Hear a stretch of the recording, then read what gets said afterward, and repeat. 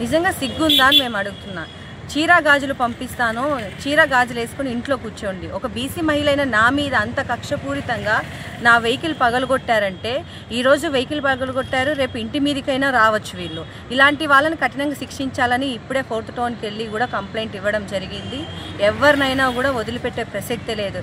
ఇలాంటి పిరికి పంద చర్యలు చేయడం మానుకోండి. ఫస్ట్ ఆఫ్ ఆల్ ఏదైనా ఉంటే ఫేస్ టు ఫేస్ మాట్లాడాలి, ధైర్యంగా మాట్లాడాలి, రాజకీయంగా విమర్శించాలి.